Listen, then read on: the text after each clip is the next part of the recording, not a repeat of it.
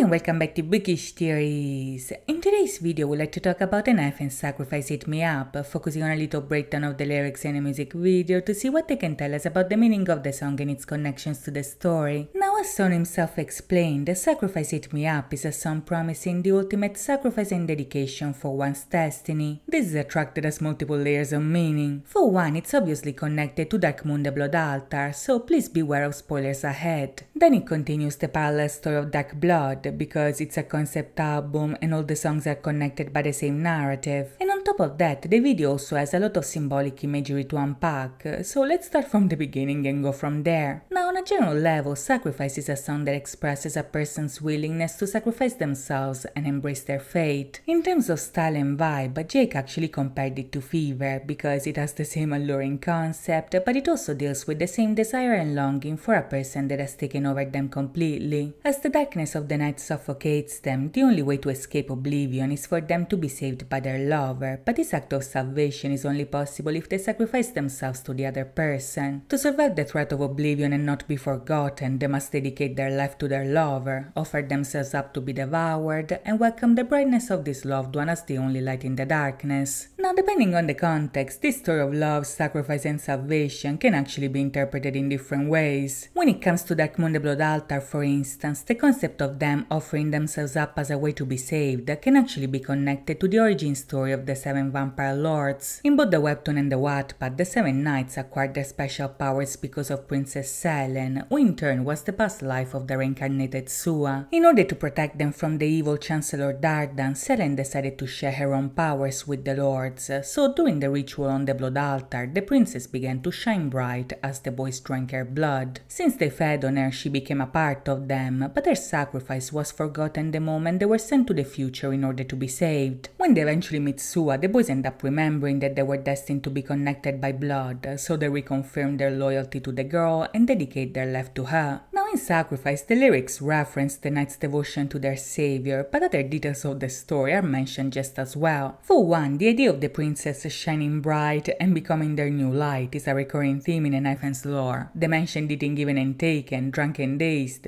fever, tamed and dashed. In all these songs and more, the subject of their devotion is their new sun, a new light that brightens their path but also burns them with passion, and in Sacrifice they mention it once again. In the lyrics, for instance, Haesung says that their loved one is full of brightness and light, and in the video reaches out to the light in the darkness. Right at the end, moreover, we see that the boys are standing in front of the altar as a bright light shines on them from above. The framing of the scene here is a callback to the ritual shown in Drunk and Dazed, where the knights were given the blood of the princess as she became their new light. The very same scene was also shown in both One in a Billion and in the intro of Fever, where the knights stood in front of a bright light as they were chased by the shadows. Back in that song, their loved one was defined as their sun, and as they became intoxicated by their fever, thirst, and passion, their heart began to shine because of that burning love. This is something that we also saw in the Japanese Tamed and Dashed, but since this is a devotion that traps them in an eternity that is both a blessing and a curse, their heart was also shown in chains. Now, in Sacrifice, the heart is a symbol that shows up quite a lot, most of the times blackened and out of their chest, but still beating nonetheless. The black heart is very much a symbol of their downfall here. That's their sacrifice, because in order to be saved, they accept to be devoured by the person they love the most. They have to be devoured in order to be saved. They have to die for their life to have a purpose. And this tragic tale is also connected to the parallel story told in Dark Blood. As we saw back in the trailer, for instance, Sungun's Carter had to sacrifice himself in order to save his lover, but his sacrifice was also the action that freed him from his curse. Like the loved one in Fever, the girl in Dark Blood is described as the sun that lifted their darkness. Even if her light burns them, they are willing to embrace the pain, because by dedicating their life to her light, they can be saved and healed by her bliss. In contrast to the Blood Altar, however, the story of Dark Blood is also very much driven by their desire for redemption, because if in Dark Moon the knights were innocent and never did anything wrong,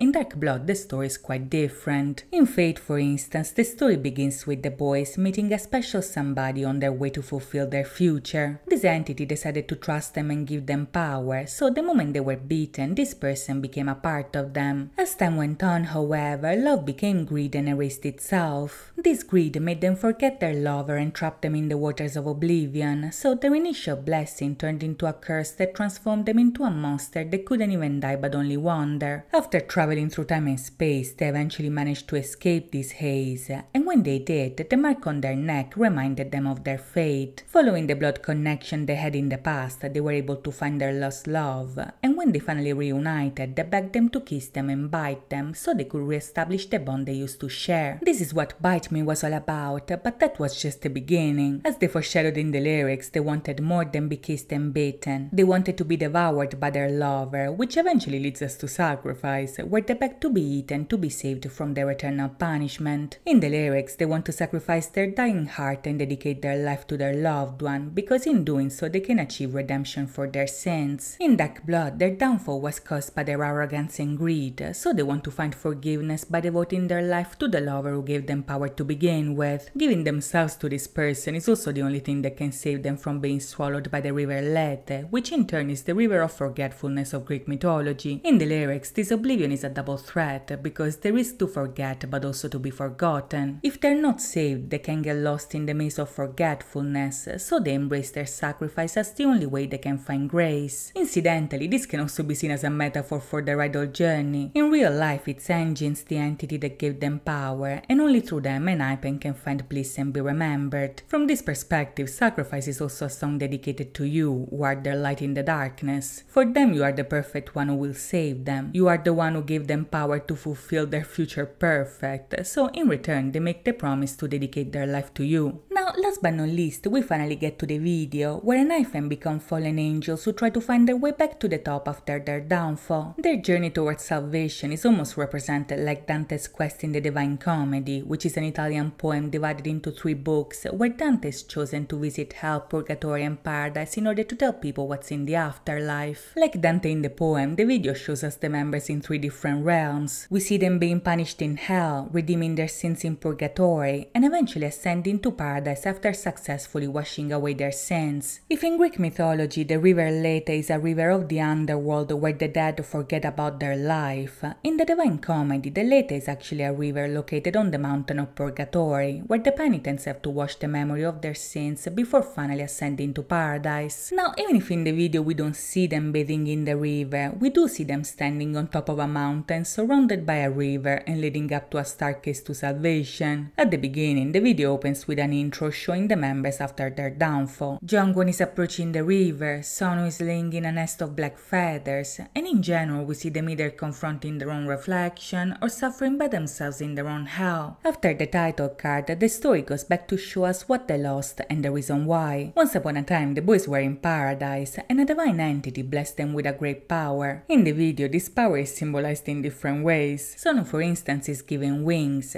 Heesung has a necklace with a winged ruby, and Jungwon has a bright sphere symbolizing the light of their new sun. Each of them initially loved this blessing, they caress it, but this love is bound to become twisted. As anticipated in Fate, greed erased this love and made it fall into oblivion, so in the video we see Heesung throwing the necklace in the river Lethe and Jake losing his dying heart in the same way. This loss not only makes them forget their blessing, but it also makes them fall into a cursed state of oblivion. In the video we see Sonu experiencing a literal downfall from heaven, but this fall is also portrayed by Songun on the swing. Since the swing is a symbol of happiness and freedom, the image of him laying on the floor after he fell from it is meant to symbolize his fall from grace. First they were blessed in paradise, and now they are cursed in hell, and since they are the ones to blame for their fall, they experience their own curse in their own way. As I mentioned before, Heesung reaches out to the light shining in the darkness. Sonu longs for his wings. Jungwon dips his fingers in the river trying to find this light, while Nick is trapped in the swing, which was once a symbol of freedom and happiness, and now is a symbol of entrapment and misery. As his broken wings lay on the floor, it ends with Jake on his own dying heart. This is a scene that very much anticipates their sacrifice, but their journey to redemption is much more difficult than what it seems. For one, it requires them to recognize their guilt, so as we see throughout the video, they confront their own reflection and come into contact with themselves. This is a confrontation that continues throughout the entire process, success. The cursed Jay sees the Blessed One on his way to salvation. His path is very difficult. He cannot climb this road easily, but as the Blessed Jay shows him, the key to bliss is the sacrifice of his dying heart. This sacrifice is eventually accomplished by Jake, who carries his broken wings all the way up to the altar and finally puts the heart where it belongs. This offering saves them and heals them. Hisung is finally reunited with the light, and Jungwon finds the sphere. Sonu gets his wings back, Nikki frees himself from his own prison, Songun is back on the swing,